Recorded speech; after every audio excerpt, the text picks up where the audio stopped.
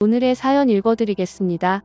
오랫동안 코로나로 인해 애들이 학교도 못 가고 유치원도 못 가고 집에서 생활하고 있잖아요.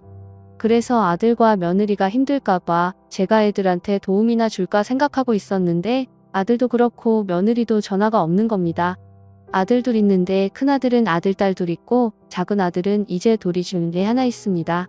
작은 아들 애는 며느리가 애가 어려서 집에서 살림하면서 육아하고 있어서 걱정이 안 되었는데 큰아들 애는 둘 다 맞벌이를 하고 있어서 손자 손녀들이 집에서 둘이서만 있을 것 같더라고요. 걱정이 되어서 아들한테 전화했더니 반가운 목소리로 저보고 와서 도와달라고 하더군요. 아들 말만 듣고 선뜻 가기 그래서 며느리한테도 전화를 해서 물어봤습니다. 그런데 며느리는 아들과 다르게 괜찮다고 하는 겁니다. 그래도 아들의 목소리가 너무 간절해서 마음은 가서 도와주고 싶은 마음은 굴뚝 같았지만 마음을 접었습니다. 그런데 아들이 또 전화해서 시간 되시면 도와달라고 하더군요. 아들은 애들만 집에 두니까 걱정이 되어서 일이 손에 안 잡힌다고 와달라고 했어요. 아무리 내 아들이 그렇게 말해도 제 마음대로 갈 수가 없어서 또 며느리한테 전화했더니 이번에도 며느리는 괜찮다고 오시지 말라고 하더군요. 며느리는 제가 가는 것이 부담이 되는가 보다 하고 마음은 접고 집에 애들만 있어서 걱정도 되고 해서 손자 폰으로 전화를 해보니까 아직 초등학교 3학년밖에 안 된 큰애가 유치원 다니는 동생 6살짜리 여동생에게 밥을 먹이고 있다고 하더군요. 손자 말로는 엄마가 차려놓은 밥 같이 먹으라고 해서 컵라면을 먹고 있다고 하는데 이건 아니다 싶어 그냥 아들네 집에 갔습니다. 사실 연락을 안 하고 간 적은 한 번도 없었지만 이번엔 제 마음 가는 대로 하고 갔습니다. 집안에 들어서는데 할 말이 없었습니다. 신발은 죄다 다 나와 있고 빨래는 산뜻 위에 청소기는 언제 밀었는지 모를 정도로 먼지가 굴러다니고 거실이라고 말하기 뭐할 정도로 여기저기 입던 옷으로 뒤덮여 있었습니다.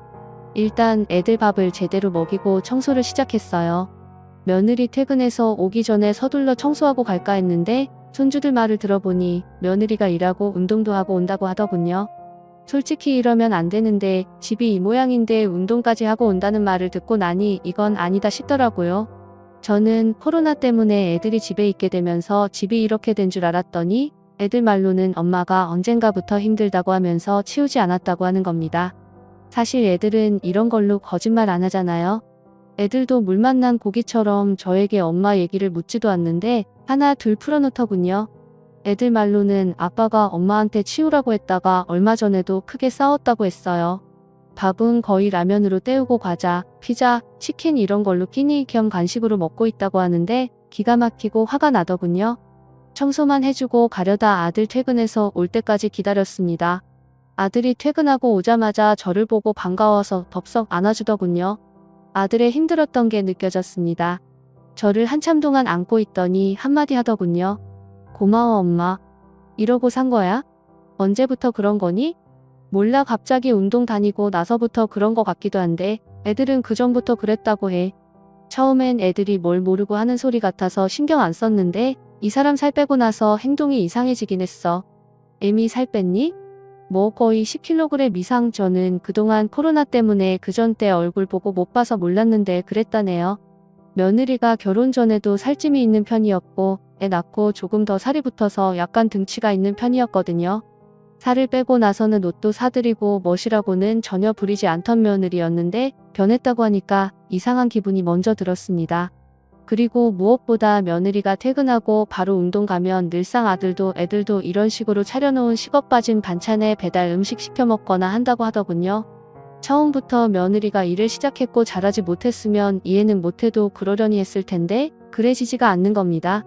워낙 잘했던 며느리라 실망이 컸습니다. 사실 맞벌이니까 둘이 서로 도와야 해야 한다는 거 알고 있지만 이건 아닌데 싶었어요. 며느리만을 탓하는 건 아닌데 이상한 건 이런 상황에서 왜 저보고 오지 말라고 했는지가 궁금할 뿐이었어요. 이런 모습을 저에게 보여주고 싶지 않을 며느리가 아니기에 저는 더 며느리의 행동에 대해 의문이 더 들었습니다. 제 며느리는 둘째 며느리와는 다르거든요. 솔직히 둘째는 제가 집에 오는 것도 싫어하고 그냥 사람 자체를 안 좋아하는 애라 저희 집에 불러도 잘 따라오지 않고 아들만 오고 해서 둘째는 사람들끼리 많이 부딪히는 것이 싫은 아이인가 같다고 느꼈는데 큰애는 달랐습니다. 먼저 다가와줬고 노력하고 뭐든지 솔선수범해서 집안을 이끌었어요. 성격도 워낙 좋고 밝아서 며느리가 저희 집에 오면 뭘 할까요? 같이 있는 것만으로도 좋았다고 해야 할까요? 그런 사람 있잖아요. 에너지가 넘치고 주변 사람들을 즐겁게 만드는 재주가 있는 사람. 꼭 저희 며느리가 그랬습니다. 집안에 남자들만 있고 다들 조용해서 늘 저 혼자 시간을 가지고 살았는데 큰 며느리가 들어오면서 많은 것이 바뀌었거든요. 잘 따라주지 않던 이 시집안 남자들이 우리 며느리가 들어오고 나선 말들을 너무 잘 듣더군요. 그래서 여행도 자주 다니고 맛있는 음식도 집에서 해먹고 여하튼 여행은 진짜 많이 다닌 것 같습니다. 외국 여행도 남편과 둘이서 가면 힘들고 재미없어서 안 가려고 하니까 며느리가 나서서 같이 가줘서 아주 즐겁게 보내고 온 적도 많았거든요. 그리고 굉장히 깔끔한 성격이라 제가 손이 안 가는 아이였어요. 결혼하고 임신도 2년 계획한 후 아들, 딸 낳고 걱정이라고는 없는 큰 애들이었습니다. 뭐든지 알아서 잘해줘서 덕분에 편해지기도 했거든요. 신경을 끊임없이 쓰게 만드는 애는 작은 애였지 큰 애는 저에게 보물과도 같은 존재였어요. 작은 애는 뭐만 하면 아파서 병원에 누워 있었어요. 임신해서 애 낳을 때까지도 정말 병원을 들락날락했어요. 비교를 안 할래야 안 할 수 없을 정도로 둘이 많이 달랐어요. 큰 애는 장녀로 자라서 그런지 책임감도 있고 의존하는 것이 없는데 작은 애는 막내로 자라서 그런지 어리광도 심하고 뭐만 시키면 못한다고가 입에 붙어있고 손이 여러 번 가는 애라서 힘이 들거든요. 이래서 비교를 안 할래야 안 할 수가 없더라고요. 작년까지만 해도 그렇게 살았던 며느리가 이런 생활을 하고 있다는 게 믿어지지 않는 겁니다. 일을 하면서도 깔끔한 성격이라 잠을 쪼개서라도 청소를 하는 애이고 애들 챙기는 것도 정말 부지런해서 아침도 꼭 먹이더군요. 제 아들은 어려서부터 제가 시켜서 알아서 챙겨 먹는 것이 습관이 되어서 혼자서도 잘하는데 애들 챙기는 것은 잘 못해서 늘 도와가며 살라고 말하면 며느리는 늘 제 앞에서 아들 자랑을 하면서 잘해준다고 걱정하지 말라고 했던 애미였습니다. 이랬던 애였는데 집안의 모습만 봐도 분명 며느리에게 무언가 큰일이 일어나고 있음을 알겠더군요. 일단 아들에게 어느 정도 상황을 듣고 저는 아들 집에서 나왔습니다. 주차장에서 시동을 걸어놓고 한참을 멍하니 생각에 잠겨 앉아 있는데 멀리서 며느리로 보이는 애가 차에서 내리더군요. 그런데 정말 몰라보게 살을 빼서 긴가민가 했네요. 얼굴은 알아보겠는데 뒷모습을 보면 누군지 정말 모를 정도였어요. 며느리는 차에서 내려 차가 가는 것을 한참 동안 바라보고 서 있더니 전화를 하더군요. 그런데 정말 지금까지 못 봤던 모습의 표정이었습니다. 누가 보면 연애라도 하는 사람처럼 밝아 보였습니다. 저는 내심 우울증 이런 거 아니면 갱년기 그것도 아니면 요즘 코로나로 집에 애들만 있으니까 힘들어서 건강 생각해서 운동도 다니고 하나 여러 방면으로 좋은 쪽으로 생각을 해보고 있었는데 제 걱정과 달리 표정이 너무 밝아서 괜히 살짝 화가 올라왔어요. 이런 게 시어머니인가 싶었지만 팔은 정말 안을 어긋피더군요. 아들하고 손자, 손녀가 힘들어하고 있는 모습이 떠올라서 그랬기도 했어요. 저는 차에서 내려 며느리에게 달려가 얘기 좀 하고 싶어서 내리려고 하는데 며느리가 다시 뒤돌아서 길가로 나가더군요. 그러더니 어떤 차에 올라타더군요. 서둘러 시동을 걸어 뒤쫓아갔습니다. 차는 달리고 달리더니 외곽으로 빠지는 겁니다. 설마 했는데 차가 모텔로 들어가더군요. 핸들을 잡고 있는 제 손이 벌벌 떨렸습니다. 뒤따라 들어가 현장을 잡아야 하나, 경찰에 신고를 해야 하나 많은 생각을 하다 이런 식으로는 안 될 것 같다 일단 기다리고 있었습니다. 1시간이 채 되지 않아 들어가기 전에 모습과 전혀 다르게 씻고 나왔는지 젖은 머리와 옷도 운동복으로 갈아입었더군요. 제가 뭘 보고 있나 싶었습니다. 제 차 블랙박스에 그대로 다 찍히고 있다는 걸 모르고 있는 며느리는 그놈과 갑자기 바짝 들러붙어서는 입맞춤을 하더군요. 저는 이대로는 참을 수가 없어서 차에서 내릴까 하다 혼자서는 안 될 것 같아 다음 기회를 노리기로 하고 계획을 바꿨습니다. 서둘러 아들에게 전화를 해서 며느리에 대해 물어보니 오늘 회식이 있어서 운동 갔다가 가니까 많이 늦는다고 전화가 왔다고 하더군요. 그래서 저는 일단 아들에게 말하지 않고 며느리에게 전화를 했습니다. 늦은 시간 제 전화니까 받을 거라 생각했는데 확인만 하고 전화를 가방에 넣더군요. 또 한 번 전화를 했지만 받지 않았어요. 둘은 그곳을 빠져나가더니 며느리를 집 앞에 내려주고 가더군요. 남자애는 며느리보다 훨씬 어려 보였어요. 기가 막힌 현장을 보고도 느껴지지 않기도 하지만 배신감과 신뢰가 깨져서 그런지 온몸이 바들바들 떨리기 시작하더군요. 저는 이대로 집에 갈 수가 없었습니다. 저는 주차장에서 한참 생각 끝에 남편한테 나중에 말해줄 테니 혹시라도 애들이 전화하면 싸웠다고 말해달라고 말하고 곧바로 다시 아들 집으로 올라갔습니다. 최대한 아무렇지 않게 그리고 남편과 싸운 척을 하고 아들 집에 갔습니다. 간다는 말도 없이 갑자기 가서 그런지 며느리 얼굴이 표가 날 정도로 표정이 좋지 않았어요.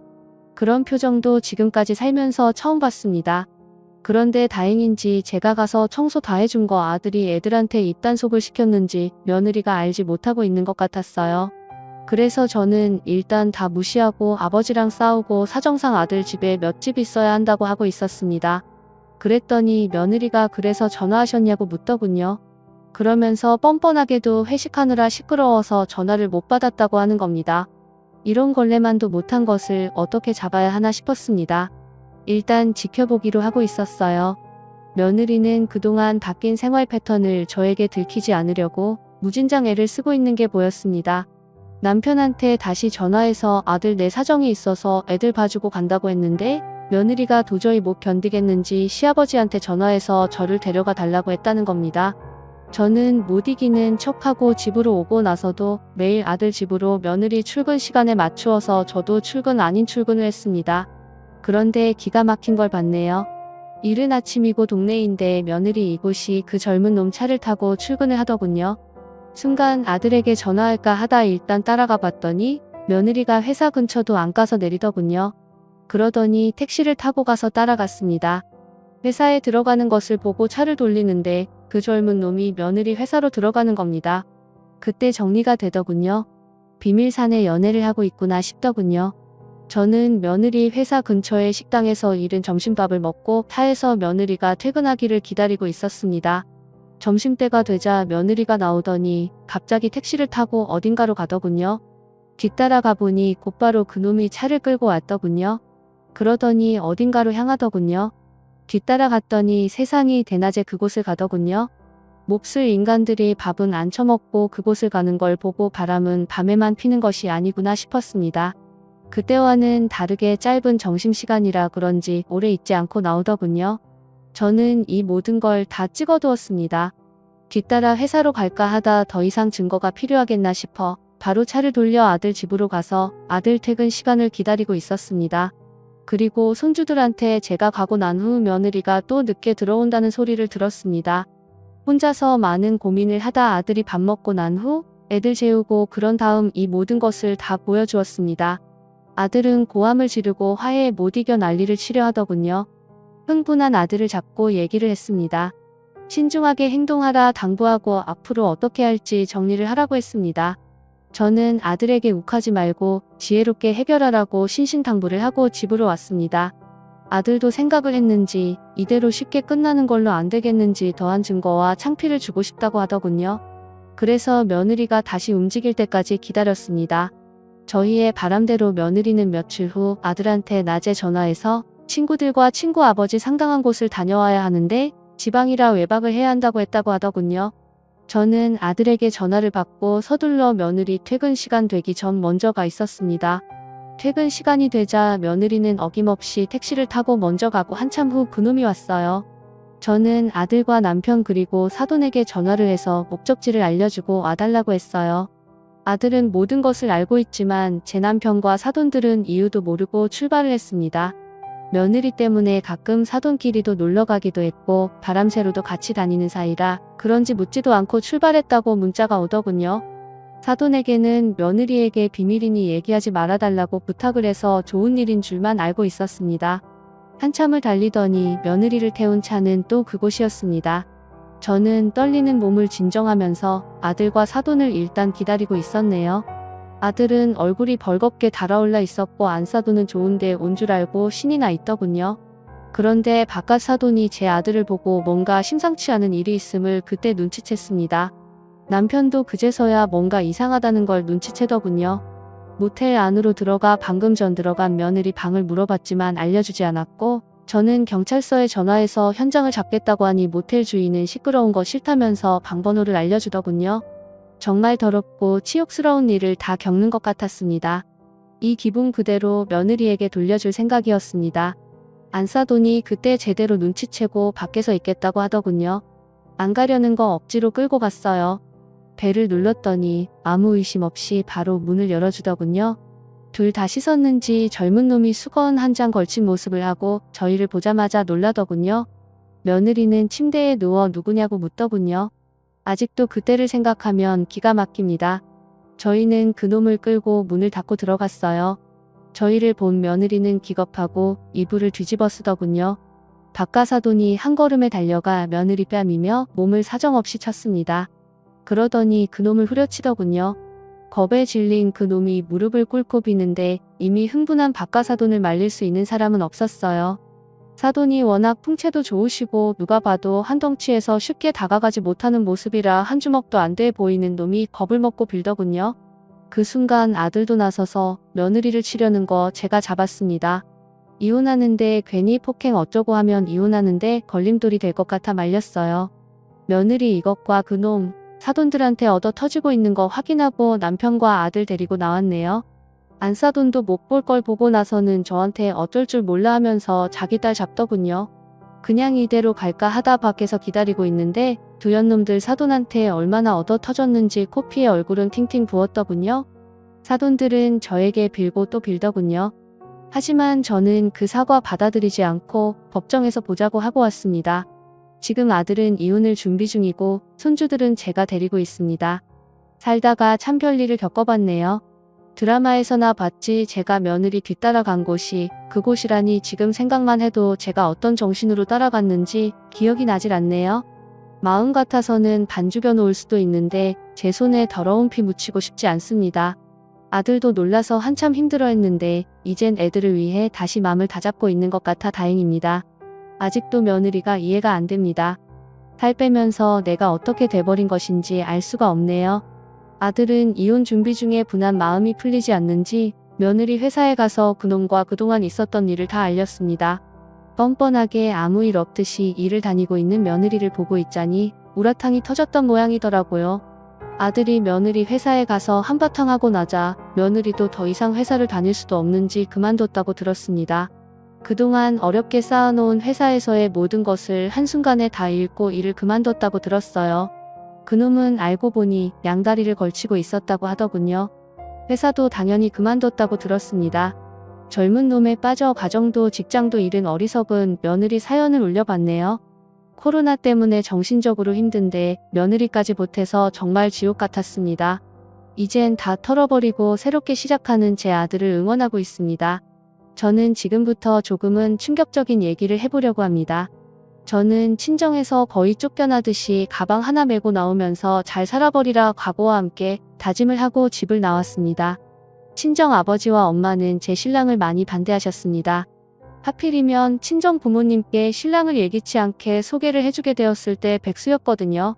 부모님께 지금은 사정이 있어서 비록 쉬고 있지만 괜찮은 사람이라고 말씀을 드려도 제 얘긴 전혀 들으려 하지 않으시고 부모님은 되려 저에게 반대하는 백수놈과 결혼까지 한다면서 자식 없다고 생각한다고 하더군요. 아무리 제가 능력 없는 신랑을 만났지만 그땐 제가 어려서 그랬을까요? 부모가 이래도 되나 싶더라고요. 더 이상 친정부모는 저한테 없다 생각하고 저는 이를 악물고 잘 살면 된다는 생각으로 두 번 다시 친정과 연락도 안 하고 아이 낳아도 찾아뵙지 않을 거라고 다짐을 하고 집에서 나왔습니다.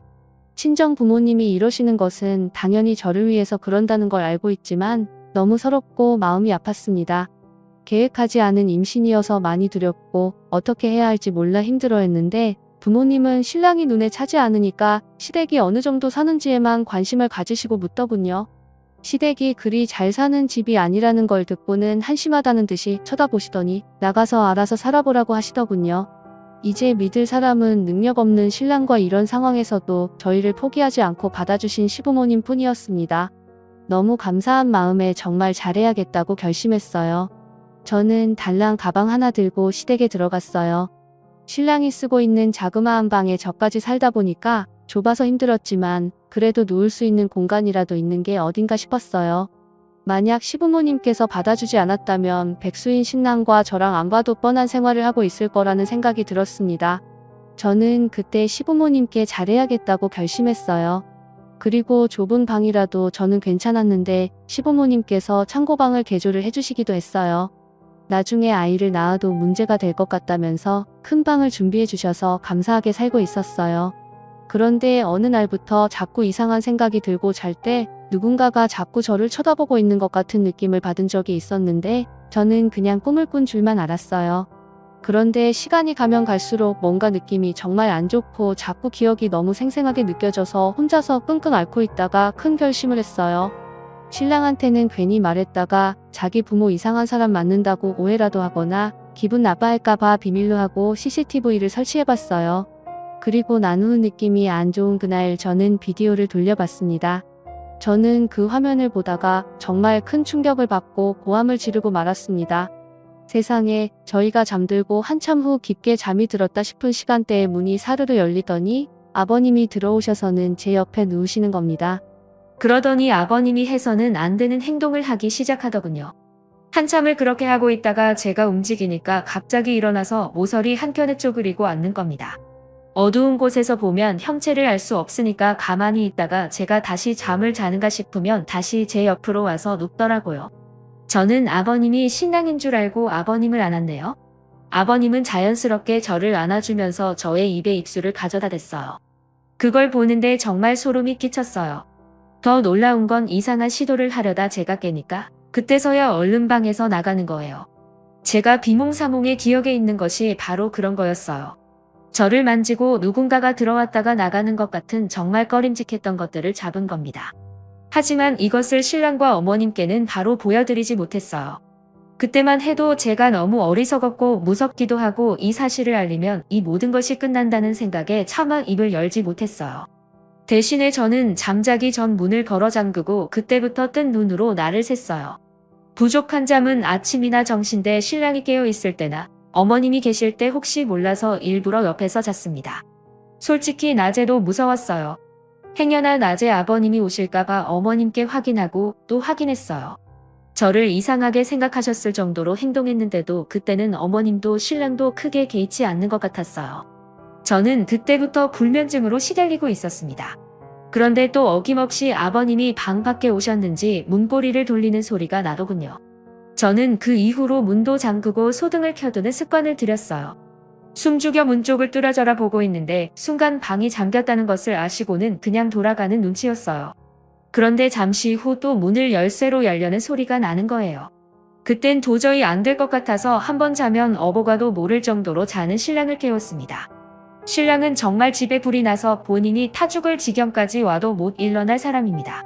그런데 신기하게도 그날 갑자기 무슨 꿈을 꾸었는지 갑자기 자다가 소리를 꾀깍하고 지르더군요. 밖에 있던 아버님이 안에서 나는 소리를 듣고 놀랐는지 막 도망가는 듯한 발걸음이 들렸습니다. 그때서야 놀란 가슴을 쓸어내렸습니다. 다음 날 원래 일을 일찍 나가시는 아버님은 그날 일을 가지 않고 집에 그냥 계시는 겁니다. 순간 아버님의 얼굴을 보는데 너무 더럽고 역겨웠어요. 눈도 마주치기 싫고 죽여버리고 싶었습니다. 예전 같으면 저녁 시간에 잠깐 보는 아버님이라 애교도 떨고 그랬는데 그 사실을 알고 나서는 애교 같은 그딴 거 당연히 할 마음 없지만 말도 하기 싫은 거예요. 평소와 다른 저의 모습을 보고 어머님이 어디 아프냐고 물으시더군요. 그냥 개월수가 늘어나니까 힘들어서 그런다고 했더니 방에 가서 쉬라고 하더군요. 그러면서 어머님이 볼 일이 있어 나가봐야 한다는 거예요. 그날따라 신랑 놈도 아기 낳기 전에 백수 탈출한다고 면접을 보러 가서 집에 저하고 아버님만 남게 될 것 같아서 서둘러 옷을 갈아입고 저도 약속이 있다고 거짓말을 하고 집을 나섰어요. 제가 나간다고 하니까 아버님 표정이 굳어지면서 짜증을 내더니 그냥 잠이나 자겠다고 하면서 방으로 들어가더군요. 그런 모습을 보고 어머님이 아무것도 모르시니까 웃으라는 식으로 저한테 딸처럼 생각하는 너랑 단둘이 있어서 오늘 뭘 할까 어제부터 신이 나 있더니만 화났나 보다 하더군요. 그 말을 듣는데 소름이 돋았습니다. 정말 이 사건을 어떻게 종결지해야 할지 모르겠더라고요.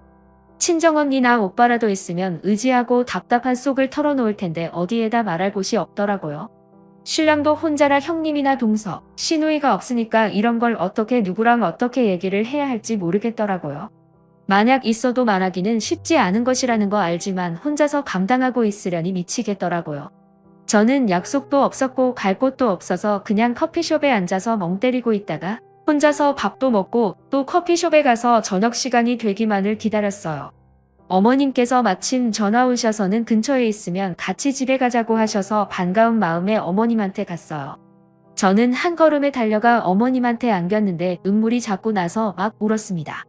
어머님은 영문을 전혀 모르시니까 놀라시면서 물어보지 않고 저를 안아주시더니 토닥거리시면서 시집살이 힘드냐고 묻는 겁니다. 당신이 엄마는 돼줄 수 없지만 좋은 시어머니는 돼줄 수 있다면서 의지하라고 하더군요. 저는 이런 시어머니를 놓치고 싶지도 않고 아이도 포기하고 싶지도 않고 이러다 말겠지 하고 비밀을 조금 더 지켰어요. 그날 저는 어머님의 손을 꼭 잡고 집으로 갔어요. 그리고 그날 이후 당에 자물쇠통까지 달았어요. 자물쇠통에 의지가 돼서 그런지 그때서야 잠을 조금이나마 잘 수 있었습니다. 배가 자꾸 불러오는데도 그 일로 예민해져서 그런지 임신을 했음에도 불구하고 몸은 바짝 말라가더군요. 그런 모습을 보고 어머님이 좋은 약 먹여야겠다고 걱정을 하셨고 신랑 놈은 밤에도 잠자고 낮에도 자는데 왜 살이 자꾸 빠지는지 모르겠다며 무심한 소리를 하고 있더군요. 마음 같아서는 아버님이 저한테 한 성추행을 말하고 싶었지만 곧 태어날 아이도 있고 너무나도 사랑이 많으신 저희 어머님 때문에 그땐 저만 말하지 않고 시아버지를 피하면 된다고 생각했어요. 그런데 하루는 씻으려고 욕실에 들어갔는데 구석 한쪽에 뭔가 이상한 것이 보이는 겁니다. 급한 마음에 얼른 의자를 놓고 그것을 꺼내봤어요. 집에 어머님과 신랑도 같이 있었지만 기분 나쁜 생각에 서둘러 제가 그걸 꺼내봤어요. 그런데 그걸 꺼내는 순간 저는 너무 놀라서 그만 의자에서 떨어지면서 배를 다치고 말았습니다. 화장실 안에서 난 큰 소리에 어머님과 신랑이 놀라서 달려왔어요. 쓰러진 저를 보고 놀라서 구급차를 불렀습니다. 제가 하혈을 하고 말았거든요. 아픈 배를 움켜쥐고 있으면서 고통스러운 상황에서 저는 신랑한테 카메라를 내밀면서 너야? 욕실에 카메라 달아놓은 게? 저는 짐작가는 인간이 있었지만 이젠 더 이상 못 참을 것 같아 괜한 신랑 놈을 잡았습니다. 어머님은 그걸 보고 신랑 등짝을 때리면서 너 이 새끼 다 같이 쓰는 욕실에 왜 카메라를 달고 난리야? 제정신이야? 너 변태야? 볼 게 뭐 있다고? 엄마 진짜 나 아니라고 하면서 억울하다면서 고함을 지르더군요. 순간 시어머니 얼음이 되셨습니다. 설마 내 아버지가? 왜? 이 새끼 미친 거 아냐? 하면서 화를 내셨습니다.